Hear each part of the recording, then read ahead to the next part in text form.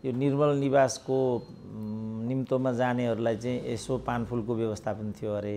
तारे होटल त उनको आफ्नो होटल हो, त्यो उनको आफ्नो घर हो नि। त्यो मलाई निर्मल निवासमा बोलायो, म राजाको भक्त थिएँ, म राजाको नजिक थिएँ। यो अवधिमा राजा राजा भनेर कराउनेहरू पनि मैले त्यहाँ एकजना पनि देखिनँ। यो बिचमा राजाको चर्को कुराकानी गर्ने 4-5 जना मैले पनि चिनेको थिएँ। उनीहरूको पनि मैले रोदनै सुने। उनीहरू त्यहाँ आमन्त्रित छैनन्। दरबारीहरूले मात्रै होइन कि राजनीतिक दलहरूले पनि त्यसो गर्दाखेरि ठोस प्रक्रियामा जाँदैनन्। आफ्ना चट्टाबट्टा र भक्तजनहरू हुन् कि होइनन् भन्नेलाई मात्रै उनीहरूले आधार बनाउँछन्। राजाको ज्ञानेन्द्रकै कुरा गर्दाखेरि त नेपालका धनवान मध्येका एक परिवार पनि हुन्। धनवानहरूले अलिकति ठुलो मन भएकाहरूले, अलिकति पारिवारिक पृष्ठभूमि र पूर्वाधार भएकाहरूले यो खानपान उठ बस यस्तो भन्ने कुरा गरि नै रहेको हुन्छ। दसैँ खर्च बाँड्ने, आउनुहोस् भन्ने, खुवाउने प्याउने गर्ने, यो बाबा यो त परम्परा होइन र भने नेपाली समाजको। यो राज संस्था भनेको चाहिँ एउटा परम्परा र ढकौसलामा, चाकरीमा, स्वार्थमा चल्ने चाहिँ संरचना हो। एमाले छाती पिटी रोइरहेछ। केपी ओलीको ठुलो ढिङ्ग्याइ हो। यसरी 10 जनालाई दुर्व्यवहार गर्नु सर्वथा अनुचित हो। पार्टी त तहस नहस भइसक्यो। कोमल ओलीलाई त्यहाँ पुर्याइराखेको छ। कोमल ओलीको पनि त एमालेमा केही योगदान होइन नि त। प्रचण्ड पटक वाइसिएल चाहिँ 2064 को फेजमा फर्किनुपर्छ भनिरहेछन्। परेको म बेहोर्छु भन्दैछन्। त्यसको प्रतिक्रिया जनकपुरमा देख्दैछु म। यो जो मान्छेको कुरा हामीले जनकपुरमा देख्यौँ, यो त बिचरा डिप्रेसनै भएर दियो। मैले देख्दा उठ्नै सक्दैन। यो सार्वजनिक रूपमा एउटा कर्मचारीलाई प्रदर्शन गर्नु भनेको मानव अधिकारको मात्रै उल्लङ्घन होइन कि त्यो ठ्याक्कै आतङ्कको शासनको हेजुकाण्डको चाहिँ झझल्को दिने कुरा भयो। जुन कुकर्म तिमीले गरेका छौ यसको फल भोग्नेवाला छौ। अदालतमा न्यायाधीश नै कसरी हुन्छ त्यसलाई हेर्नुपर्छ हामीले। कसरी हुन्छ त न्यायाधीश? दीपक राज जोशीको त प्रमाणपत्र नै नकली भन्ने कुरा आइरहेको थियो। मलाई त यिनीहरूले कहाँ के पो निश्चित गर्न सक्लान्, यिनीहरूको बुतामै त्यो कुरा पुग्दैन। रामकुमारी झाँक्रीलाई नै त्यहाँ मन्त्री बनाइयो। बादल लगायतको समूहले, मणि थापा समेतले थपकन आफ्नो घरमा फर्किनुपर्छ। ऋण बढेको बढेछ, व्यापार घाटा बढेको बढेछ। मेरो नेपाल सरकारलाई के आह्वान छ भनेदेखि सङ्घीयता हाम्रो लागि धेरै नै बोजिलो विषय बन्यो। चोलेन्द्र त 4 प्रधान न्यायाधीशको घरमा यो बिचमा पुगेको भन्ने रिपोर्टिङ आज अखबारमा आइरहेको छ। चोलेन्द्र शमशेर त बिचरा एकजना पात्र मात्रै हुन्। जसले चोलेन्द्र शमशेरलाई त्यहाँ पुर्याएको छ तिनीले यसको जिम्मेवारी लिनुपर्छ। जति चोलेन्द्र शमशेरको कुरा गर्छौँ त्यति नै अदालतप्रतिको विश्वसनीयता चाहिँ खस्किएर जान्छ। डाक्टर साहबलाई कार्यक्रममा स्वागत छ। ल हस्, धन्यवाद।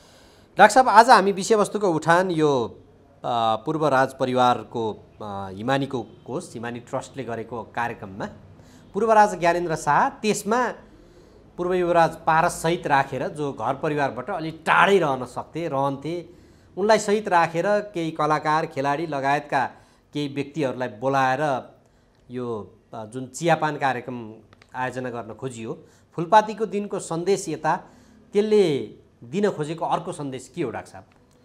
त्यो चाहिँ अब सामाजिक अन्तर्क्रिया गरौँ भन्ने पनि हुनसक्छ। दसैँको पावन अवसर पनि छ। अब ठ्याक्कै उनले के उद्देश्यले त्यो गरेको त्यो चाहिँ भन्न सकिएन। मैले सुनेअनुसार यो निर्मल निवासको निम्तोमा जानेहरूलाई चाहिँ यसो पानफुलको व्यवस्था पनि थियो अरे। नेपाल सरकारका मन्त्रीहरू पनि यस्तो गरिआएको विगत छ। पत्रकारहरूलाई पनि त्यो पानफुल गर्ने त्यस्तो श्रृङ्खला पनि छ। अब ती मध्ये कुन चाहिँ श्रृङ्खला हो त्योलाई हेर्नुपर्छ हामीले। तर यहाँ चाहिँ तुरुन्त प्रतिक्रियात्मक, यसलाई बोलायो, उसलाई बोलाएन, मलाई बोलायो, तँलाई बोलायो रूपमा मान्छेले यस चिजलाई बुझेका छन्। किनभने दरबारीहरूले मात्रै होइन कि राजनीतिक दलहरूले पनि त्यसो गर्दाखेरि ठोस प्रक्रियामा जाँदैनन्। आफ्ना चट्टाबट्टा र भक्तजनहरू हुन् कि होइनन् भन्नेलाई मात्रै उनीहरूले आधार बनाउँछन्। अब त्यो आधारमा मात्रै यो गरेको भए चाहिँ त्यसको त्यत्रो अर्थ बन्दैन। नियमित प्रक्रिया हो भने हामीले उत्तेजित हुनु हुँदैन, पर्खेर हेर्नुपर्छ। उत्तेजित हुनै प्रसङ्ग त होइन, तर पूर्व राजाले जुन खालको सन्देश फुलपातीको दिनमा दिए, त्यो दिन उनले के डिनरको आयोजना गरे, त्यस पछाडि सोल्टी होटलमै यो कार्यक्रम गरे। यो श्रृङ्खलाबद्ध रूपमा चाहिँ एकपछि अर्को गरी उनले चाहँदाखेरि एकैचोटि गर्न सक्थे। फेरि उनीसँग टिका लगाउन चाहने धेरै जमातले अपेक्षा पनि गरिरहेका थिए। अब हिजो जमघट गर्न हुने तर टिका लगाइदिन नहुने अवस्था पनि थियो। त्यो यो समग्रले चाहिँ के दिन खोजेको होला भन्ने मात्रै हाम्रो चाहना होइन। अब त्यो जस्तो मेरै पनि कुरा गरौँ न, साथीहरूले बसौँ। अब दसैँको बेला विभिन्न कारणले सम्भव भएन, सानो एउटा भेटघाट गरौँ कि मलाई पनि भनेका हुन्छन् र मैले 7 जना 20 जना साथी बसेर एउटा सानो लन्च डिनरको व्यवस्था गरेँ भने त्यसलाई कसरी हेर्ने भन्ने दृष्टिकोणभन्दा माथि यसलाई राख्नु हुँदैन भन्ने मात्रै मेरो चाहिँ कुरा। यहाँ त्यसरी हेरेँ नि त। जस्तो मलाई निर्मल निवासमा बोलायो, म राजाको भक्त थिएँ, म राजाको नजिक थिएँ, म चाहिँ यति समयदेखि राजाको कुरा उठाइराखेको थिएँ, अनलाइनमा आबद्ध थिएँ। आखिरी ठुलो मिडियालाई मात्रै राजाले पनि हेर्दो रहेछ, हामीलाई त हेर्दो रहेनछ भन्ने आवाज पनि काहीँ न काहीँ आएको सुनियो नि त। हजुर, ती मानिसहरूको लागि मैले यो सहानुभूति दर्शाइदिएको हो। त्यसो हुँदा यो चरणबद्ध रूपमा अर्को चरणमा नि जान सक्ने अवस्था देखिन्छ। त्यसो भए त्यो भयो भने जस्तो मैले चाहिँ त्यही अनुमान गरेको थिएँ। निर्मल निवासमा भएपछि एक थरी मान्छेले त्यो प्रतिक्रिया व्यक्त गरे। तिमीहरू त्यस्तो प्रतिक्रिया व्यक्त नगर, यो चाहिँ चरणबद्ध रूपमा हुने जस्तो मलाई लाग्छ। किनभने नियमित प्रक्रिया हो नि। जस्तो मैले चाहिँ कुनै एउटा चाहिँ त्यस्तो कार्यक्रम गरेँ, मानिलिउँ 10 जना साथी चाहिँ त्यहाँ विभिन्न कारणले छुटे भने त मलाई एक प्रकारको खिन्नता हुन्छ। मैले ती 10 जनालाई राखेर फेरि एउटा चाहिँ आयोजना गरेँ भने त्यो अस्वाभाविक हुँदैन। अब राजा एउटा राजनीतिक प्राणी पनि भयो, राजा फेरि एउटा राजनीतिक संस्था पनि भयो। अब त्यो संस्था हिजो विगतदेखि यस्तो उसले गरिआएका प्रशस्त श्रृङ्खलाहरू पनि छन्। अब फेरि राजाको ज्ञानेन्द्रकै कुरा गर्दाखेरि त नेपालका धनवान मध्येका एक परिवार पनि हुन्। अब धनवानहरूले, अलिकति ठुलो मन भएकाहरूले, अलिकति पारिवारिक पृष्ठभूमि र पूर्वाधार भएकाहरूले यो खानपान उठ बस यस्तो भन्ने कुरा गरि नै रहेको हुन्छ क्या। जस्तो कतिपय मैले नै चिनेका पनि कतिपय ठुल्ठुला चिकित्सकहरू छन्, ठुलो घरानाका छन्, उनीहरूले दसैँ खर्च बाँड्ने, आउनुहोस् भन्ने, खुवाउने प्याउने गर्ने। ए बाबा यो त परम्परा होइन र भने नेपाली समाजको। तर तारे होटलमा गरियो होइन, त्यसको खर्च उनलाई गाह्रो होइन। प्रश्न कहाँनिर भने तारे होटलमा यसरी चाहिँ कार्यक्रमहरू गर्ने त्यो पनि श्रृङ्खलाबद्ध भन्ने भयो। एउटा त निर्मल निवास, त्यस पछाडि तारे होटल गयो, अब भोलिका दिनमा अर्कोमा जाला भन्ने कुरा। अब तारे होटल त उनको आफ्नो होटल हो, त्यो उनको आफ्नो घर हो नि। त्यो जस्तो मैले गर्नु पर्यो भने मैले चाहिँ कुनै ए भन्नेमा गरौँला होइन। अब अहिले तपाईँलाई थाहा छ कि थाहा छैन, ठुल्ठुला होटलहरू चाहिँ ठुल्ठुला राजनीतिक दलहरूले यो आफ्नो पार्टी सम्मेलनलाई मध्यनजर गरेर बुक गराइराखेका हुन्छन्। म एउटा क्याटरिङमा पुगिराखेको थिएँ, त्यो क्याटरिङ चाहिँ नेपाली काङ्ग्रेसको एउटा नेताले माघसम्म बुक गरेको छ भनिरहेको थिएँ। पार्टी कार्यालय त्यहाँ छ, अनि किन क्याटरिङ बुक गर्नुपर्ने त? विभिन्न कारण, किन अहिले त चाहिँ गाडीगुडीको चाहिँ एउटा प्रोभिजन पनि विकास गरिसकेको स्थिति छ नेपालको अर्थ राजनीतिले। अब भेहिकल कहाँ व्यवस्थापन गर्ने भन्ने कुरा, त्यसको लागि पार्किङको पूर्वाधारहरू चाहियो, त्यो अनुसार उनीहरूले चाहिँ त्यो व्यवस्थापन गरिराखेका हुन्छन् होइन। मैले छोरीको बिहा गर्दाखेरि कतिपय भिआइपीहरूलाई आवागमनमा सजिलो होस् भन्ने हिसाबले, सुरक्षाको हिसाबले पनि छोरीको बिहा मैले तर्जुमा गरेको थिएँ। म सक्थेँ कि सक्दैन थिएँ त्यो, तर त्यो मेरो समस्या भयो। तर मैले त्यो बिहा मेरो लागि मात्रै गरेको थिइनँ नि त समाजको लागि। त्यसो भने त घरैमा सुटुक्क एउटा टिकोटालो लगाएर छोरी कन्यादान गरिदिएको भए त भइहाल्थ्यो नि। तर अब लोकलज्जा पनि हेर्नै पर्यो, समाजलाई पनि समेट्नै पर्यो, सामाजिक लोकाचार पनि मेन्टेन गर्नै पर्यो। यी सब औपचारिकताहरू त हुन्छन् नि त। डाक्टर साहब, त्यसो हो भने यो नियमित प्रक्रिया थियो भनेर हामीले यसलाई बुझ्दा हो। किनभने कतिपय मानिसहरूले यो अहिले राजाको प्रसङ्ग अलिक बढी मात्रामा उठेको कारणले फुलपातीको दिनको सन्देश, यो बिचमा विकसित भएका घटनाक्रम, जसरी उग्र क्रान्तिकारी कम्युनिस्ट भनिएकाहरू चाहिँ जसरी राज संस्थाको पक्षधरमा लागे, त्यसपछिका घटनाक्रममा यो घटना विकसित भएको भएर मात्रै हामीले यसमा चासो राख्छौँ। त्यसो भन्दा तिनै मान्छेहरू त्यहाँ निमन्त्रित हुनुपर्थ्यो, ती मान्छे त त्यहाँ आमन्त्रित छैनन्। यो अवधिमा राजा राजा भनेर कराउनेहरू पनि मैले त्यहाँ एकजना पनि देखिनँ। परम्परावादी, यथास्थितिवादी, पुरानो सोच भएका, पुरानो प्रवृत्ति भएका, कुनै न कुनै रूपमा राजासँग जोडिएका, दरबारसँग जोडिएका मान्छेहरूकै अनुहार मैले त्यहाँ देखेँ त। यसबाट राजा के चाहँदो रहेछ, राजा कोसँग सहकार्य गर्न चाहँदा रहेछन् भन्ने कुरा त कसरी लुकाएर लुकिरहेकै छैन। यो बिचमा राजाको चर्को कुराकानी गर्ने 4-5 जना मैले पनि चिनेको थिएँ। उनीहरूको पनि मैले रोदनै सुने। उनीहरू त्यहाँ आमन्त्रित छैनन्। परम्परागत मानिसहरू नै त्यहाँ आमन्त्रित छन्। जे अनुहारहरू देखियो त्यस्तै अनुहारहरू त्यहाँ देखिए त। अघि मैले भने जस्तो कैयौँ अनलाइनहरूले कैयौँ युवा पत्रकारहरूले र अन्यहरूले पनि राजासँग जोडिएका विषयवस्तुहरू उठान गर्ने, त्यसलाई चाहिँ भाइरल बनाउने, ब्रेकिङ न्युज बनाउने इत्यादि गरिरहेको थिएँ। तीमध्ये एकजना पनि मैले त्यहाँ अनुहार देखिनँ। त्यसकारण यो राज संस्था भनेको चाहिँ एउटा परम्परा र ढकोसलामा, चाकरीमा, स्वार्थमा चल्ने चाहिँ संरचना हो। भनेपछि त्यस्तै स्वार्थमा चलिएका अथवा त्यहाँभित्र त्यो चाहिँ चाकडीमा रमाउनेहरूलाई मात्रै डाकिएको भनेर बुझ्दा मिल्छ? अब त्यसरी त बुझ्नेले बुझे भने मलाई केही पनि भन्नु छैन, तर मैले त त्यसरी भन्नु भएन। किन जो साथीहरू त्यहाँ गएका छन् तिनीहरू चाकरदार मात्रै थिए भन्यो भने त उनीहरूलाई फेरि मैले चाहिँ अन्डरमाइन गरेको अर्थ लाग्ने भयो। खालि म के भन्छु भने राजालाई ऐतिहासिक दृष्टिकोणले, राजालाई सैद्धान्तिक दृष्टिकोणले, राजालाई सङ्गठनात्मक दृष्टिकोणले, राजालाई बदलिएको परिवेशमा बुझ्ने, व्याख्या गर्ने र त्यसको कतिपय अवस्थामा वकालत र पक्षपोषण समेत गर्नेहरू पनि मैले देखेको सुनेको छु। उनीहरूलाई मैले त्यहाँ आमन्त्रित पाइनँ। मैले भनेको चाहिँ यति मात्रै हो।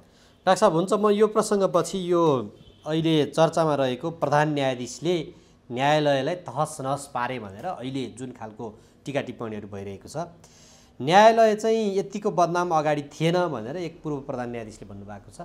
यसलाई कसरी हेर्नुभएको छ डाक्टर साहब? र यो न्यायालयलाई बदनाम हुन उत्प्रेरित गर्ने मध्येकै पूर्व प्रधान न्यायाधीशले नै त्यो भनेको हुनुपर्छ मेरो विचारमा। अर्काले यस्तो भन्न सक्दैन। किन उनलाई थाहा छ उनीहरूले न्यायालयलाई कसरी बदनाम गराउनमा गलत भूमिका खेले हिजोको दिनमा। त्यसकारण यो अहिले न्यायालयले देखाएको अनुहार चाहिँ त्यस्ता हरकतहरूको नतिजा हो। घटनामा कहिल्यै पनि परिणामभन्दा कारण महत्त्वपूर्ण कुरा हुन्छ म भन्छु। के कारणले न्यायालयले त्यो गर्नुपर्ने स्थिति आयो त? यो हो नि त। के कारणले भनेदेखि ती अदालतका न्यायाधीशहरू भागबन्डाको आधारमा नियुक्त गरिएका छन् र त्यसो नियुक्ति गर्ने एउटा वातावरण बनाउनेमा यी कथित पूर्व प्रधान न्यायाधीशहरू पनि उत्प्रेरक हुन् भन्ने मलाई, किन यिनीहरूको पनि कोटा हुनुपर्छ त्यहाँ। यिनीहरूले अहिले चाहिँ चोलेन्द्र शमशेरलाई त्यहाँबाट डाँडा कटाएर चोलेन्द्रभन्दा पनि वफादारलाई प्रधान न्यायाधीश बनाउने प्रपञ्च खेलेका हुन् कि? किनभने दीपक राज जोशीलाई हिजो एमालेहरूले त्यसरी नै दपेटा दिएर चोलेन्द्रलाई सुनवाई समितिबाट चाहिँ बहिष्कृत गराउन सफलता पाएका थिए। मैले त्यही बेला भनेको थिएँ, जुन कुकर्म तिमीले गरेका छौ यसको फल भोग्नेवाला छौ भनेर। आज एमाले छाती पिटी पिटी रोइरहेछ, त्यसको फल भोगिरहेछ। त्योभन्दा पहिला यो निर्वाचन आयोगले प्रचण्डको छोरी काण्डमा एकजना न्यायाधीशलाई त्यहाँ पुरस्कृत गर्नुपर्ने थियो। तिनलाई प्रधान न्यायाधीश बनाउनको लागि यो कुकर्म गरेको थियो एमाले। किन त्यो बेलासम्ममा माओवादी चाहिँ एमालेसँग चाहिँ एकीकृत भइसकेको अवस्था थियो। त यो कुरा चाहिँ अदालत बिगार्ने हरकतको वास्तविकता हो। यो अनुहारलाई नच्यातिकन यी प्रधान न्यायाधीशले भनेको ठाउँमा एकैचोटि हामी उभिन पुग्यौँ, पूर्व प्रधान न्यायाधीशले भनेको ठाउँमा भने त फेरि त्यो उनको मतियादी हुनु पुग्छ। उनले दुराशयले यो भनिराखेको हुनुपर्छ। किनभने कुनै पनि पूर्व प्रधान न्यायाधीशले चाहिँ एउटा न्यायिक हिसाबबाट आफूलाई यो 1 वर्ष प्रस्तुत गरेको मलाई थाहा छैन। उनीहरू राजनीतिक पूर्वाग्रहबाट त्यहाँ उत्तेजित र उत्प्रेरित भएका छन्। उनीहरूले आफ्नो राजनीतिक स्वार्थ र ध्येय त्यहाँ थोपरेका छन् र राजनीतिक एउटा खेलमा गैर राजनीतिक खेलको नियमभन्दा पर गएर उनीहरूले एउटा सामाजिक वातावरण निर्माण गर्ने परिवेश खडा गरेको माथि चोलेन्द्र शमशेरले घोडा चढेका मात्रै हुन् र चोलेन्द्र शमशेर त्यहाँ आफ्नो इच्छाले पुगेका होइनन्। चोलेन्द्र शमशेरलाई यिनीहरूले आफ्नो इच्छाको लागि त्यहाँ पुर्याएको। त्यसकारण चोलेन्द्र शमशेरमाथि होइन, हामीले प्रहारको निशाना चाहिँ चोलेन्द्र शमशेर जस्तो प्रवृत्ति जन्माउनेहरूमा केन्द्रित गर्नुपर्छ र तिनीहरू को हुन् तिनीहरूलाई अगाडि लिएर आउनुपर्छ। चोलेन्द्र शमशेरमाथि हामीले डाक्टर साहब अब यो जन्माउनेहरूमा चाहिँ अब दुई थरी कुराहरू समाजमा सुनिन्छ। एउटा चाहिँ न्यायाधीश भएर रिटायर भइसके पछाडि त्यस्ता व्यक्तिहरूले सङ्गठन खोलेर अनि अमुक मुद्दाहरूमा उनीहरूले बेला बेलामा जुन वक्तव्यबाजी गर्छन् त्यो वक्तव्यबाजी गर्ने प्रवृत्तिले समाजलाई भड्खालोमा लान्छ। यस्तो हुँदैन, न्यायालयलाई स्वतन्त्र ढङ्गले काम गर्न दिनुपर्छ भन्ने एउटा तर्क सुनिन्छ। अर्को चाहिँ यो राजनीतिक दलहरूले जब राजनीतिक विवादै समाधान गर्न सक्दैनन्, आफै चाहिँ त्यहाँ झगडा गर्छन्, त्यति बेला अदालतभित्र यस्ता खालका चाहिँ नि भएन भनेदेखि अप्ठ्यारोमा परिन्छ भन्ने पनि सुनिन्छ। अब यो कसले गरेको भनेर लिएर जाने डाक्टर साहब? एकदम भाइको बुझाइ एकदमै मैले भन्नुपर्दा चाहिँ अपरिपक्व छ। परिपक्व के हो डाक्टर साहब? यसको परिपक्व के हो भने अदालतमा न्यायाधीश नै कसरी हुन्छ त्यसलाई हेर्नुपर्छ हामीले। कसरी हुन्छ त न्यायाधीश? त्यो त स्वतः छ नि, अब त्यो त कोटाको हिसाबमा देखिन्छ, त्यो त हो। अब कोटामा कस्तो मान्छेलाई अगाडि सारिन्छ त? समस्याको जड त्यहाँ हो। त्यसपछि अनि जसलाई राजनीति भन्नुभएको छ भाइले, ती राजनीतिक कर्मीहरू मैले तँलाई पठाएको होइन केटा भन्छन्, हो हजुर भन्नु पऱ्यो नि, यस्तो निर्णय गर त भनिदिन्छन्। यसपछि विकृति पैदा भएको हुन्छ। यदि त्यहाँ प्रोफेसनल न्यायाधीश भइदिने हो भनेदेखि तपाईँ के उद्देश्यले कसलाई सोधेर यहाँ आइरहनु भएको छ भनिदिन्छ नि त। तर ऊ त्यो भन्न सक्ने अवस्थामा किन हुँदैन भने उसैले रोपेको केटो हो। यी केटाहरू नै समस्याका जडहरू हुन्। त्यसकारण अहिलेको उदाहरणको लागि अहिले 8 जना न्यायाधीश एकैचोटि यिनीहरूले चाहिँ भागभण्डाको आधारमा नियुक्त गरेको मध्ये एउटा नै अहिले प्रधान न्यायाधीश भइराखेको छ। र जस्तो अदालतमा जाने बित्तिकै त्यो अदालतले के भन्न सक्नुपर्छ भने, जस्तो हिजो मात्रै चाहिँ प्रचण्ड प्रधान न्यायाधीशको घरमा पुगे भन्ने छ। यसरी नै त्योभन्दा पहिला सुशीला कार्की प्रधान न्यायाधीश हुँदा वर्षमान पुनले चाहिँ प्रभाव पार्न खोजेका थिए। सुशीला कार्कीले म भेट्दिनँ भनिदिन्। अनि चोलेन्द्र त 4 प्रधान न्यायाधीशको घर घरमा यो बिचमा पुगेको भन्ने रिपोर्टिङ आज अखबारमा आइराखेको छ। घर घरमै पुगेको भन्ने आएको छ। त यो कस्तो चिज हो त? हामीले के भन्यौँ भने प्रधान न्यायाधीशको घरमा तिमी किन गएका भनेर हामीले प्रचण्डमाथि प्रश्न उठायौँ। अब अहिले त के देखिँदैछ भनेदेखि प्रधान न्यायाधीश पो पूर्व प्रधान न्यायाधीशको घर घरमा धाइराखेका छन्। अब यसमा कसको गल्ती के होला भनौँ? प्रचण्ड त्यहाँ जानु कस्तो कुरा हो, चोलेन्द्र शमशेर त्यहाँ जानु कस्तो कुरा होइन, यसमा डिबेट गरौँ। त्यसकारण मैले हिजैदेखि भने जुन दिन चोलेन्द्र शमशेरलाई सर्वोच्च अदालतमा छिराइयो त्यही दिन आजको चित्र आउँछ भन्ने कुरा भन्न थालेको मैले। तपाईँले नै भन्नुभएको थियो, तपाईँले नै जस्तो लाग्छ यो मानहानि हुँदैन डाक्टर साहब भनेर। म कान्तिपुरको सम्पादकीय त्यही दिन पढेर आइरहेको थिएँ। अदालतले एउटा निर्णय के गरिरहेको छ भने अमुक विषयमा अदालतको मानहानि हुँदैन भनेपछि त अदालतको विषयमा बोलेको कुरा पनि मानहानिको विषय नहुने दिन यहाँ आइसक्यो भनेपछि यसको कारक हामीहरू हौँ कि पत्र पत्रिकाहरू हुन् कि स्वयं न्यायाधीशहरूको हरकतले यो कुरा भयो त? त्यति नै भएर चित्रबहादुर केसीले चोलेन्द्र शमशेरलाई त्यहाँ न्यायाधीश बनाउनु एकदमै घातक हुन्छ भनेर सुनवाई समितिमा 21 दिन लडाइँ गरेका रहेछन्। 21 दिन लडाइँ गर्दाखेरि पार नलागेपछि उनले चाहिँ हतियार बिसाएका रहेछन् र त्यो पार नलगाउनमा उत्प्रेरित गर्ने दुरुत्साहन गर्ने चाहिँ एमालेका 3 जना नेता रहेछन्, माओवादीका 3 जना नेता रहेछन्। तिनीहरूको नाम म लिन्छु। माओवादीबाट गिरिराज, वर्षमान, टोपबहादुर, एमालेबाट भीम रावल, सुरेन्द्र पाण्डे, राजेन्द्र पाण्डे। अब अहिले तीमध्ये मूलत यिनै 3 जना भनौँ न, एमालेका 3 जना चोलेन्द्र शमशेरबाट चाहिँ अभिशप्त भइराखेका छन्। उनको पार्टी फुटाउन सर्वोच्चलाई प्रयोग गरियो। अब अहिले अदालत स्वयं एउटा बदनामीको चरणमा आइपुग्यो। समष्टिमा अदालती प्रक्रिया र अदालतप्रतिको विश्वसनीयता, सामाजिक आस्थामाथि चाहिँ प्रश्न उठ्यो। यसमा चाहिँ कानुन व्यवसायीहरू, हाम्रो शम्भु थापा लगायतका कानुन व्यवसायीहरूको अनुचित भूमिका पनि, राजनीतिक फाइदा पुर्याउने दुराशय पनि यसमा कारक छ। अब हामी चोलेन्द्र शमशेरको खेदो खनिरहेछौँ। चोलेन्द्र शमशेर त बिचारा एकजना पात्र मात्रै हुन्। जसले चोलेन्द्र शमशेरलाई त्यहाँ पुर्याएको छ तिनीहरूले यसको जिम्मेवारी लिनुपर्छ। यो मूलतः नेपाली काङ्ग्रेसको काम हो, यो नरहरि आचार्यको काम हो र यो अघि मैले भनेका जुन 6 जना नेताहरू हुन् त्यो तत्तत् पार्टीहरूका भित्र, तिनीहरूले नेपालको न्याय प्रणालीमाथि आइरहेको जुन एउटा कालो बादल हो, उचित समयमा उचित भूमिका नखेलेको दुष्परिणाम हो। अब चोलेन्द्र शमशेरको कुरा, जति चोलेन्द्र शमशेरको कुरा गर्छौँ त्यति नै अदालतप्रतिको विश्वसनीयता चाहिँ खस्केर जान्छ, न्यायमूर्तिहरूमाथिको आस्था चाहिँ कमजोर भएर जान्छ। मलाई अहिले पनि के लाग्छ भने हामी त्यो काम गर्नुहुन्न। यिनीहरूले त गरे, यिनीहरूलाई चाहिँ नङ्ग्याउनु पर्यो। त्यति बेला टोपबहादुरले भनेको रहेछ, दाइले तपाईँले भन्नुभएको कुरा त सही हो, तर चोलेन्द्रले बालबटार मिलाइसकेका छन्, नेताहरूले आफ्नो भाग बुझिसकेका छन्। अब डाक्टर साहब यसको निकासको रूपमा यहाँ दुई थरी कुरा आएको छन् होइन। यो पूर्व प्रधान न्यायाधीश फोरमले चोलेन्द्र शमशेरले तत्काल राजीनामा दिनुपर्छ, निकास दिनुपर्छ भन्छन्। बारले 15 दिनभित्र यो उसका जे माग छन् हिजोका ती चाहिँ सुधारको प्रतिबद्धता, न्यायिक सुधारको प्रतिबद्धता नआए नेतृत्वमाथि विश्वास गर्न सकिँदैन न्यायिक नेतृत्वमाथि भनेर विज्ञप्ति जारी गरेको छ। निकास कि अब चोलेन्द्र शमशेरले राजीनामा दिने अनि त्यो निकास निस्क्यो राख्छ होइन, त्यो उनीहरूको कुरा हो। त्यो उनीहरूले चोलेन्द्रभन्दा पनि गएकोलाई प्रधान न्यायाधीश बनाउने षड्यन्त्रबाट यो हरकत गरिराखेका छन्। यो तानाबुना हो, त्यो गर्नै हुँदैन। त्यो चोलेन्द्रलाई आफ्नो समय पुरा, किनभने अदालतको विश्वसनीयताको प्रश्न आयो, अदालतको पद्धतिको कुरा आयो नि त। जस्तो हाम्रो युनिभर्सिटीले यही गरेर सिद्ध्याए, नेपाल प्रहरीलाई यही गरेर सिद्ध्याए, कूटनीतिलाई यही गरेर सिद्ध्याए। खालि यिनीहरूले सिद्ध्याउन बाँकी भनेको सेना र अदालत मात्रै थियो। अन्तिम प्रहार भनेको यिनीहरूले चाहिँ अदालतमाथि गरिरहेछन्, त्यसपछि यिनीहरू सेनाभित्र पस्छन्।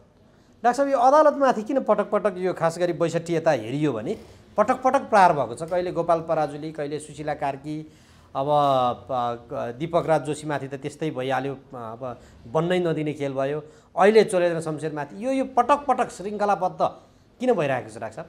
यो चाहिँ राम्रो प्रश्न तपाईँले गर्नुभएको छ। किनभने नेपालको एउटा अहम राष्ट्रिय महत्त्वका विषयवस्तुहरूलाई अदालतले चाहिँ मिसलिड हुनबाट रोक्ने काम खेल्यो लोकतन्त्रमा भन्ने देशी विदेशी नेपाल र नेपालीत्वको हक हित नचाहनेहरूको अन्डरस्ट्यान्डिङ छ। त्यसपछि उनीहरूले निर्णायक रूपमा चाहिँ अदालत सिद्ध्याउने, प्रहरीलाई सिद्ध्याइहाले यिनीहरूले। अस्ति तपाईँ सुन्नुभयो नि त होइन, विमलेन्द्र निधिको पालामा भारतीय दूतावासमा कल्ला आइजी बनाऊ भनेर चाहिँ विमलेन्द्र निधि सोध्न गएका थिए। अब अदालतमा कसलाई प्रधान न्यायाधीश बनाऊ भनेर त अहिलेसम्म एम्बेसी छिर्नु परेको छैन। कसलाई कमान्डर इन चिफ बनाऊ भनेर नेपाली सेना चाहिँ एम्बेसी छिरेको भन्ने कुरा त हामीले सुनेका छैनौँ नि। त्यसको जवाफमा यो हरकत भइराखेको छ र उनीहरू अदालत भन्नेलाई कहिल्यै टाउके अहिले भन्नु न, त्यहाँ अदालतमा न्यायाधीशहरू हेर्नु न, अहिले सांसद भएर पदावधि पुरा गरिसकेका मानिसलाई उनीहरूले त्यहाँ न्यायाधीश बनाएर राखिछोडेका छन्। त्यो त नाङ्गो भयो नि त। त्यस कारणले अदालतमा यी विवादहरू आइराखेका छन्। जस्तो मैले नै त्यति बेला आँखा चिम्लेर दीपक राज जोशीको प्रतिरोध गरेको थिएँ, तपाईँहरू यो नगर्नुहोस् भनेर। दीपक राज जोशीको त प्रमाणपत्र नै नक्कली भन्ने कुरा आइरहेको थियो। प्रमाणपत्र नक्कली हो भने त उनी त ल क्याम्पसमा 10 वर्ष लेक्चरर भएर त्यहाँबाट राजनीतिक नीतिको आधारमा क्षेत्रीय अदालत हुँदै सर्वोच्च अदालतमा पुगेका व्यक्ति हुन्। त्यसो भने त उनको त प्रारम्भदेखि नै प्रमाणपत्र सक्कली हो कि नक्कली हो खोजी गर्नुपर्नेछ, प्रारम्भदेखि नै। किनभने एसिस्टेन्ट लेक्चरर हुँदादेखि नै प्रमाणपत्र त प्रमाणित गर्नुपर्छ होला नि त। त्यो प्रमाणपत्र प्रमाणित कसले गरेछ त? यदि उनको प्रमाणपत्र नक्कली हो भने त उनी त सिधै अख्तियारमा जानुपर्ने स्थिति आउँछ। त्यसकारण नेपालका जति पनि संरचनाहरू हुन्, राजनीतिक संरचनाहरू हुन्, प्रशासनिक, तपाईँ कर्म प्रशासनमै हेर्नुहोस् न, त्यो सचिव भन्ने जुन हुन्छ त्यसको एउटै काम भनेको के भने त्यो पद आखिर त 5 वर्षभन्दा बढी त सचिव रहन पाउँदैन। त्यो 5 वर्षीय कार्यकाललाई आफ्नो भविष्यको भाग्य र भविष्य निर्माण गर्ने एउटा स्वार्थको पुञ्जको रूपमा त्यसलाई उसले बुझेको हुन्छ र ऊ त्यहाँ बसुन्जेल या दात्री निकायको हुँदो हुने निर्णय गरिरहेको हुन्छ। होइन भने राजनीतिलाई रिजाएर आफ्नो राजदूत हुने बाटो चाहिँ क्लियर गरिरहेको। तपाईँ हेर्नुहोस् न, कोही पनि राजाकै पालादेखि सेनापतिबाट रिटायर भएको व्यक्ति या त म्यानमारको होइन भने युके को राजदूत हुन्छ। प्रमुख सचिव भएको व्यक्तिको पनि नियति यही छ, या त ऊ युके को युएस को राजदूत हुन्छ। अहिलेकै पनि तपाईँ त्यो लोधरेलाई नै हेर्नु भने बेलायतका राजदूत छन्, लीलामणिलाई हेर्नु भने चाइनाका राजदूत थिए। यिनीहरूले योभन्दा अर्को गरेको भित्री कथा चाहिँ कसले भनिदिन्थ्यो र अरू म त बाबुको छोरो भएको हुनाले यो कुरा भनिदिन सक्ने भए मैले भनिदिइराखेको हुन्छु। अरूले त बिचारा यति कुरा नै भन्दैनन् नि। त्यही कारण मलाई टिभी, पत्र पत्रिका, रेडियो सम्पूर्णमा निषेध गरे नि, यो थियो नि त कारण। अब अहिले विज्ञान र प्रविधिले युट्युबको सिस्टम ल्याएको हुनाले यिनीहरू यसलाई पनि कसरी चाहिँ नियन्त्रण गरौँ भनेर चाहिँ कटु फुकालेर लागिराखेका छन्। कारण यो हो नि त। डाक्टर साहब यो टिभी पत्र पत्रिकामा निषेध गरे भन्नुहुन्छ, टेलिभिजनहरूमा इन्टरभ्यू पनि देखिन्छ, त्यो ठ्याक्कै त्यहाँभित्र भएको डाक्टर साहबलाई निषेध गरिएको खेल चाहिँ के थियो? अलिकति आज यो चाहिँ खुलासा गरिदिनु न। होइन, मलाई त यिनीहरूले कहाँ के पो निषेध गर्न सक्लान्, यिनीहरूको बुतामै त्यो कुरा पुग्दैन। मैले भनेको तपाईँहरू जस्तो युवाहरूको लागि देशमा पद्धति बसेन भन्ने एउटा कोलाहल ल्याइदिएको क्या। जस्तो त मेरै कुरा गर्नुहुन्छ भने जे पनि यहाँका चाहिँ सोकल मूल प्रवाहका टिभी रेडियो पत्र पत्रिकाहरू छन्, त्यहाँ त तपाईँले मलाई कहिले पनि देख्नु भएको छैन नि त। अब त्यस्तो किन होला भन्ने उत्तरको खोजी मैले गर्दा म त्यहाँ पुगेँ। त्यहाँ एउटा संरचना हुन्छ, र त्यो संरचनाले कसलाई अन्तर्वार्तामा ल्याउने, कसको लेख छाप्ने, कसको के गर्ने, ठुल्ठुला कार्यक्रम हुन्छन्, कसलाई बोलाउने, मञ्च हुन्छ, पुरस्कार हुन्छ, अरू कुराहरू हुन्छन्, कसलाई दिने, तकमा हुन्छ, के हुन्छ, कसलाई नदिने भन्ने चाहिँ त्यो ग्याङले चाहिँ निर्कुल गर्दो रहेछ। डाक्टर साहबले लेखेर दिएका लेख मूलधारका पत्रिकाले छापेका छैनन्। त्यसो भए त्यस्तो धेरै दृष्टान्तहरू छन् मसँग। टेलिभिजनहरू, यो चाहिँ मुख्य टेलिभिजनहरू जो पुराना र स्थापित टेलिभिजनहरू, तिनीहरू कसैले पनि इन्टरभ्यू बोलाउँदैनन्। बोलाएको छ भने ल योमा मैले तपाईँलाई देखेँ, यो के हो भन्नु ल। होइन, मैले स्थापित टेलिभिजनहरू, अब यो धेरै टेलिभिजन छन् नेपालमा त, तर अब 1-2 मात्र देखेको छु, सबैमा देखेको। कारण त्यही हो, जो यिनीहरूले जुन मुख्य भनेको छन् त्यहाँ तपाईँले मलाई कहिले पनि देख्नु भएको छैन। कारण त्यही हो, मैले त्यसलाई इङ्गित गर्न खोजेको। डाक्टर साहब, अब यहाँ यो घटनाक्रममा यो अब अघि डाक्टर साहबले भनिहाल्नुभयो चोलेन्द्र शमशेरले राजीनामा दिनु हुँदैन, तर उनी फेरि पूर्व प्रधान न्यायाधीशहरूको घर घरमा किन धाइरहेका छन् त? होइन, चोलेन्द्र शमशेरले राजीनामा दिनु हुँदैन मैले भनेको छैन। न्यायिक नेतृत्वलाई यो तरिकाले विस्थापित गरिनु राम्रो हुँदैन, यसले सन्देश राम्रो दिँदैन, यो मात्रै मैले भनेको छु। धाइरहेको कुरालाई उचित हो पनि भनेको छैन मैले, यो अनुचित हो। तर उनको घरमा नेता जानु चाहिँ उचित कि अनुचित त्यो पनि भनेको छु मैले सँगसँगै। एकाङ्गी रूपमा विषयलाई प्रस्तुत गर्नु उचित हुँदैन। पर्सि 15 गते एउटा के ललिता निवासको चाहिँ नि फैसला आउँदैछ अरे भन्ने हिसाबले पनि भेटिएको हो भन्ने त अनुमानहरू गरिन्छन्। अब किनभने त्यहाँ भेटका गुदी कुरा आएको छैन, अनुमान यस्तो पनि छ डाक्टर साहब। त्यसलाई मैले विश्वास गर्न चाहन्न भनेको छु पहिले, त्यसबारेमा मैले प्रतिक्रिया दिइसकेको छु। त्यति तल यिनीहरू आयो होला भन्ने कुरामा म विश्वास गर्न चाहन्न, र त्यति तलबाट उनीहरू न्यायिक प्रक्रियामा हस्तक्षेप गर्छन् होला भन्ने कुरा म अनुमान गर्न चाहन्न। तर जुन प्रतिरक्षात्मक स्थितिमा चोलेन्द्र शमशेर छन्, उनले मोलतोल गरेको सम्भावनालाई अस्वीकार गर्न सकिँदैन। त्यसै कारण मैले हिजैदेखि भनिआएको के भने, जुन दिशातर्फ माधव नेपाल अग्रसर भइरहेका छन् यो एकदम गलत छ। किन पनि गलत छ भने उनले हिजैदेखि मलाई चाहिँ केपी ओलीले बालुवाटार प्रकरणमा फसाएर थुन्न खोजेका छन् भनिआएको विगत थियो, र यो इन्टायरली प्रधानमन्त्रीत्व प्रणालीको संसदीय व्यवस्थामा हामी छौँ। प्रधानमन्त्रीको नीति निर्देशन अनुरूप त्यसलाई मैले कार्यान्वयन गरेको मात्रै हुँ, मेरो यसमा कुनै दोष छैन। त्यति बेलाका भौतिक मन्त्री विजय गसेतारले भनि पनि सकेको स्थिति छ।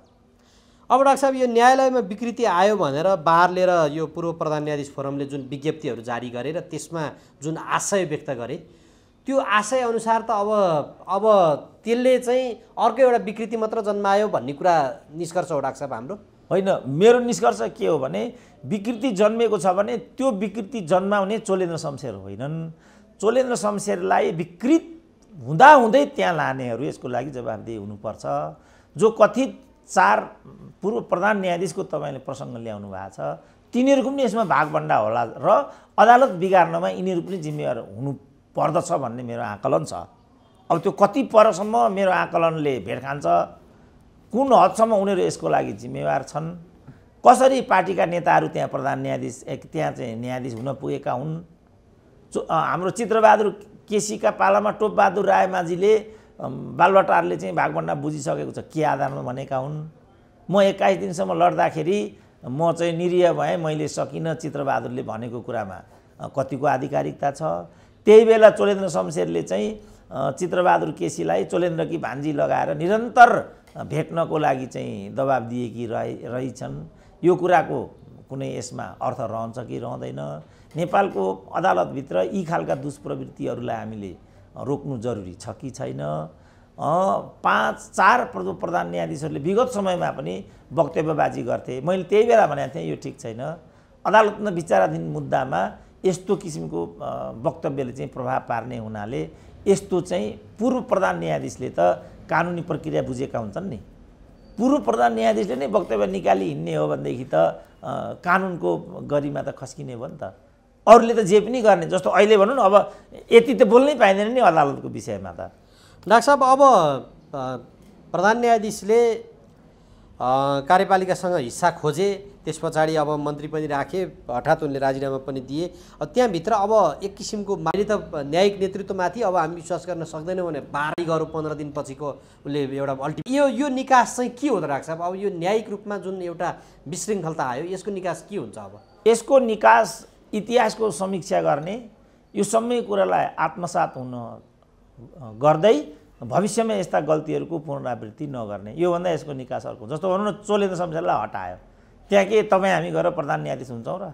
चोलेन्द्रको तत्कालै को छ त्यही चाहिँ चोलेन्द्रको ठाउँमा आउँछ र ऊ पार्टीको नेता छ। अब तपाईँ के आशा गर्नुहुन्छ त्यहाँबाट? जस्तो अब इजलासमा यो न्यायाधीश राखिनुहोस् भनेदेखि हामी इजलास बहिष्कार गरिदिन्छौँ भने बारकै नेता पूर्व अध्यक्षहरूले त भनेको लाइन त यही हो नि त। अब त्यहाँ कि बारको पूर्व अध्यक्ष छ कि पूर्व प्रधान न्यायाधीशहरू छन् कि पार्टीका नेताहरू छन् र बारको अध्यक्ष भनेको नै भोलिको न्यायाधीश हुने बाटो खुलाउने भन्ने कुरा स्थापित नै छ।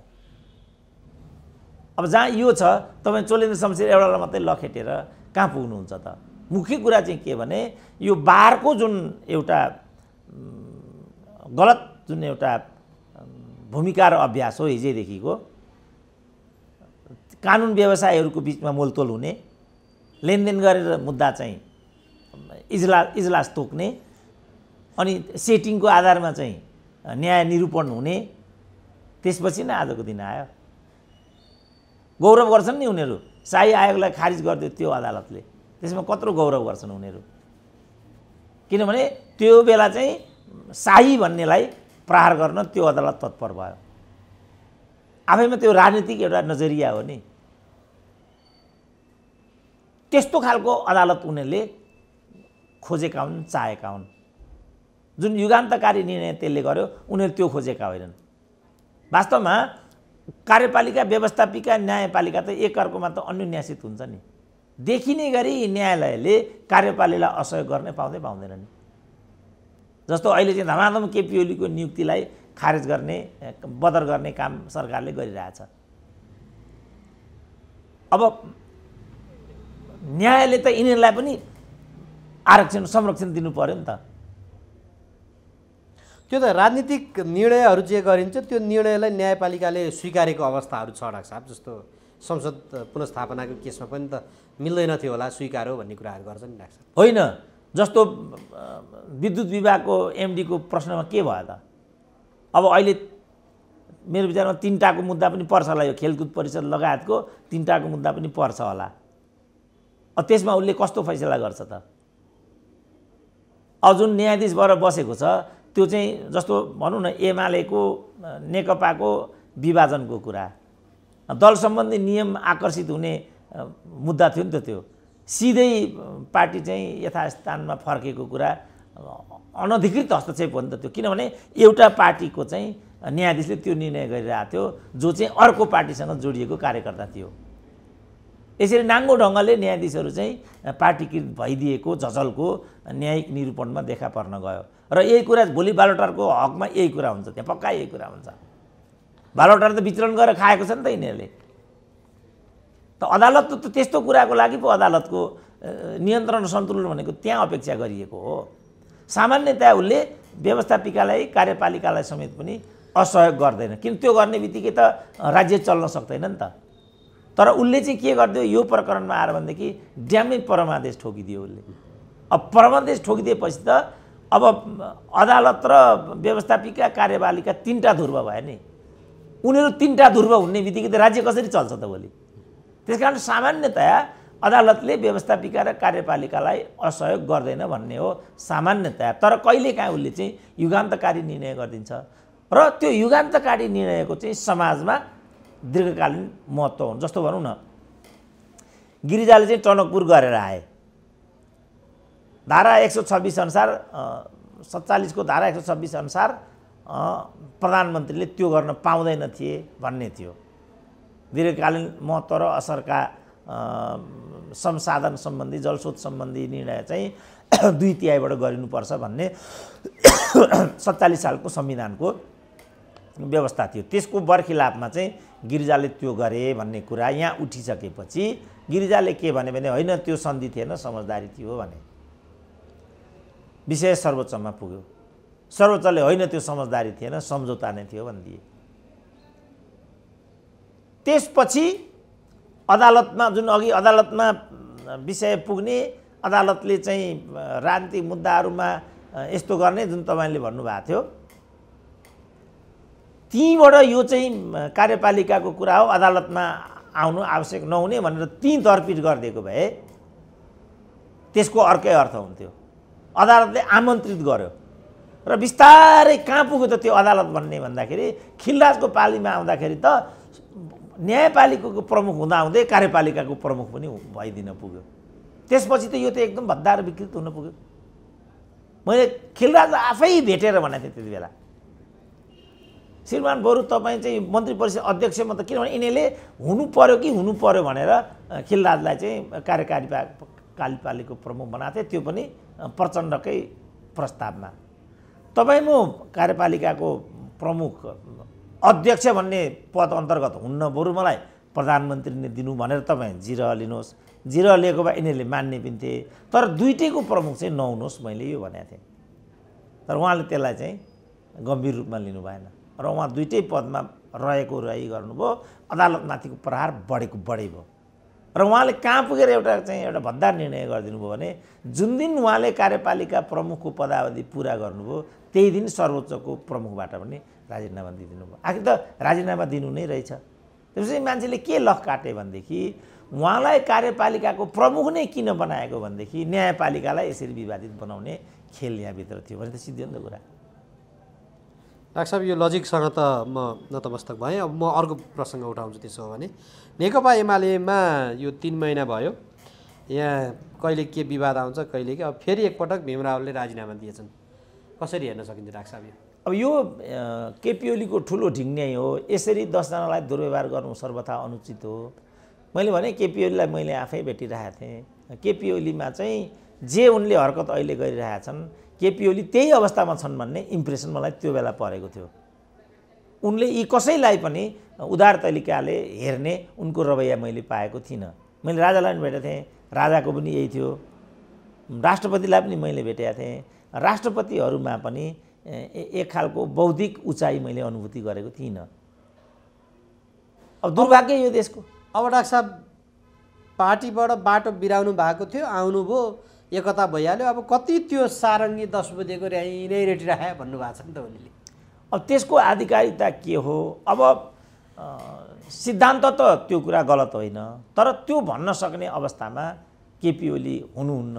किनभने उहाँको यही रवैयाले गर्दाखेरि त्यो पार्टी चाहिँ विभाजित भएर तहस नहस भइसकेको स्थिति छ। यस्तो तहस नहस हुँदाखेरि पनि रोम जलिरहेको थियो, निरो बाँसुरी बजाइरहेका थिए भन्या जस्तो, निरो जस्तो ओली भइरहनु एकदमै खेदजनक छ र अपत्यारिलो कुरा छ।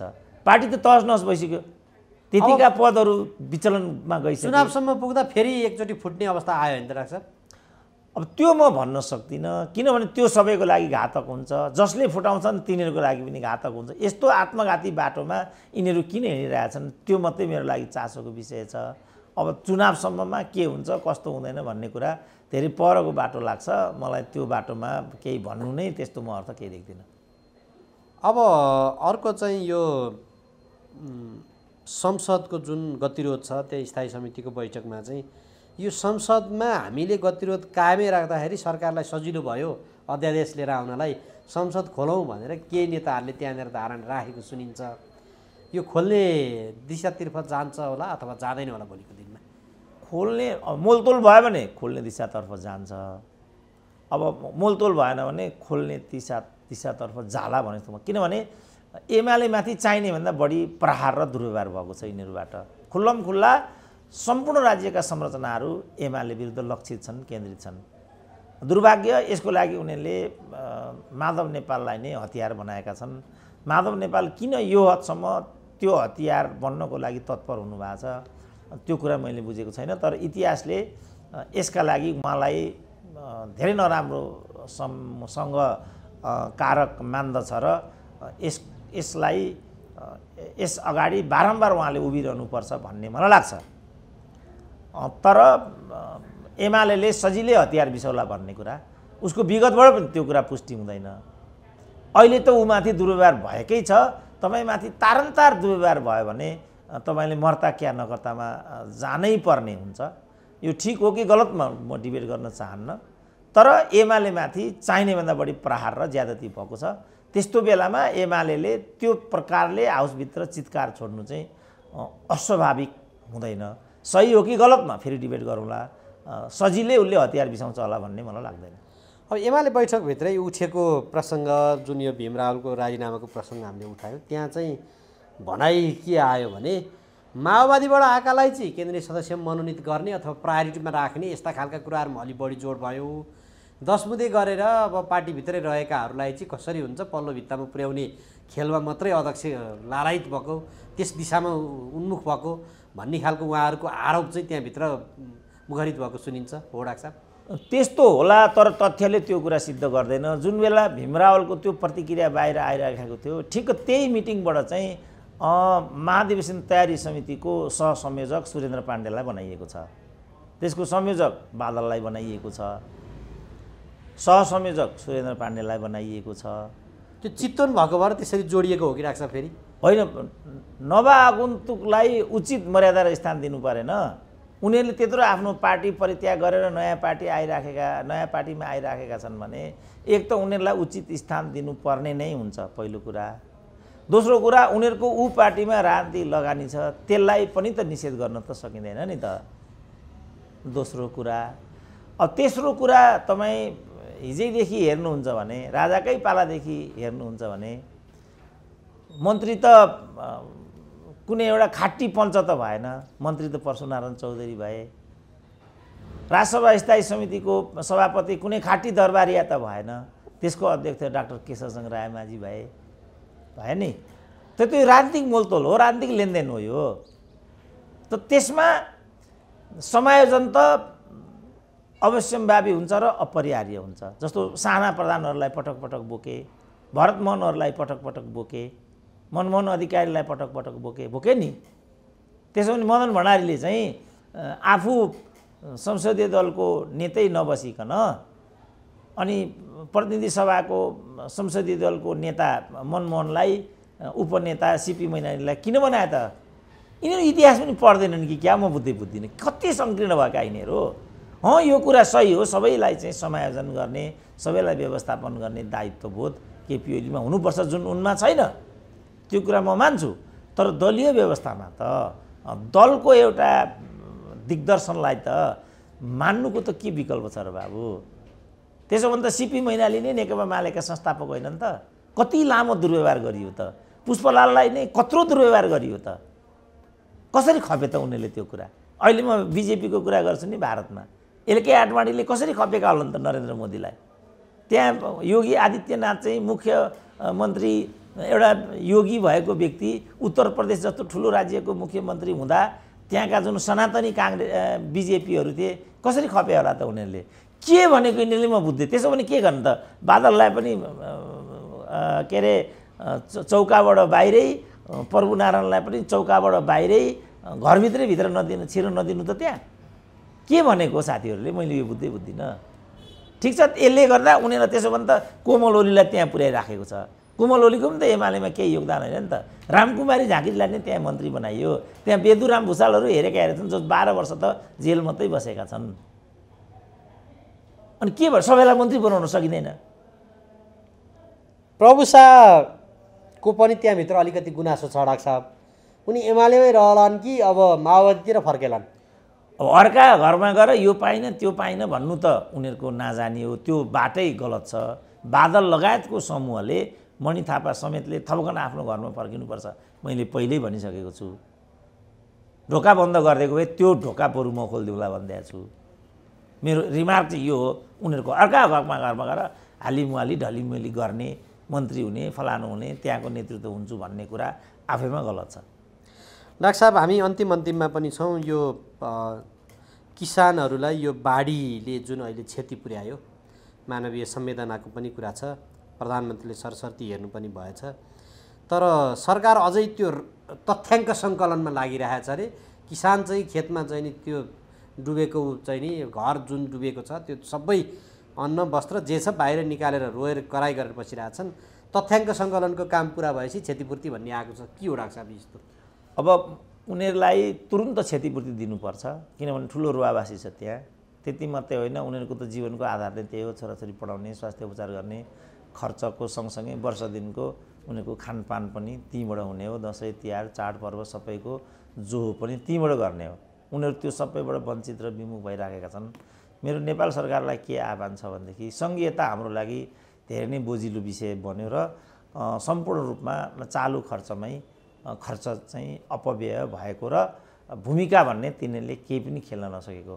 अब चाहिँ 5 वर्ष हुन लागिसक्यो, 3 वर्ष हुन लागिसक्यो के अरे निर्वाचन भएको। 2टा प्रदेशको त नामाकरणसम्म पनि उनीहरूले गर्न नसकेबाट उनीहरू निष्क्रिय छन् भन्ने कुरा पनि स्वतः सिद्ध नै छ। यस्तो बेलामा निष्क्रिय रहेका र निष्प्रयोजनशील रहेका, पदको लामिकी मात्रै लडाइँ गरिराखेका, चालु खर्चको बोझ मात्रै रहिसकेका 7वटा प्रादेशिक संरचनाहरूलाई अविलम्ब स्थगन गर्नुपर्छ र त्यो खर्च चाहिँ किसानहरूको पीडातर्फ चाहिँ मैले लेख्दा चाहिँ डाइभर्ट गरिदिनुपर्छ। नत्र भने अब खर्चको त्यो त ओभरअल नीतिमा भयो डाक्टर साहब। तत्कालका लागि हेलिकप्टरै छेउमा आउँदाखेरि पनि किसानहरूले यो पीडाको बेलामा ठुलो राहत महसुस गरिरहेका थिए। यद्यपि मन्त्री प्रधानमन्त्री त्यहाँ पुगेनन्। यो बिचमा सत्तारूढ घटकका प्रमुख माओवादी केन्द्रका अध्यक्ष चाहिँ किसानहरूसँग भेट्न आउलान् भन्ने थियो, तर जिप लाइनमा मजा लिएर बसे भन्ने खालको आरोप पनि आएको छ नि डाक्टर साहब। होइन, यिनीहरू त नेतै होइन नि। जसले छोरी बुहारी स्वास्नी बोकेर हिँड्छ तिनीहरू कहिल्यै नेता हुन सक्दैनन् र यिनीहरूलाई नेताको रूपमा तिमीहरूले अपेक्षा गरेको पनि त्यो वृथा हो भन्न थालेको मैले धेरै वर्ष भइसकेको थियो र प्रचण्डको यो पछिल्लो हरकतले त्यो कुरालाई पुष्टि पनि गर्छ। तर म सोसियल मिडिया आफै हेर्छु, यो सोसियल मिडिया प्रयोगकर्ताहरू यतातिर केन्द्रित छैनन्, हामीतिरै केन्द्रित छन् नि त उनीहरू। हामीले नै गलत गरेको देखिराखेका छन् नि।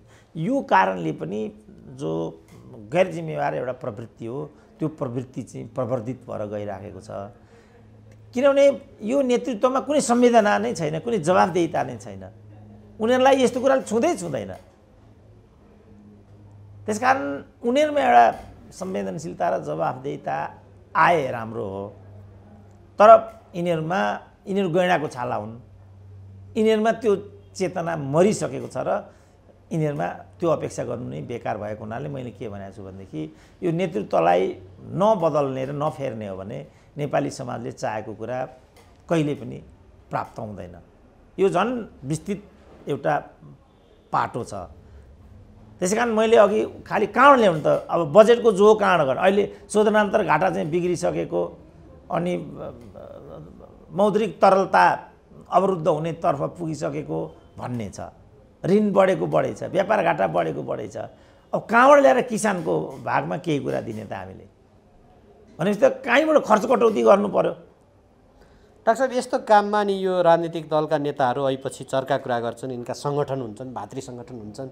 यस्ता खालका काममा चाहिँ ती भातृ सङ्गठनका व्यक्तिहरू किन लाग्दैनन्? किनभने जनकपुरमा चाहिँ ढलको पानी त्यो निकास नभएको भएर कार्यालय प्रमुखमाथि जुन खालको एउटा व्यवहार भयो, त्यो व्यवहारले चाहिँ यो काममा त ती नेताहरू नै, ती दलका कार्यकर्ताहरू नै लाग्दा हुन्थ्यो नि त बाढीले निम्त्याएको विपत्तिमा। अथवा त्यो जुन हरकत भयो खानेपानी संस्थानको प्रमुखमाथि, त्यो कसरी बुझ्न सकिन्छ डाक्टर साहब?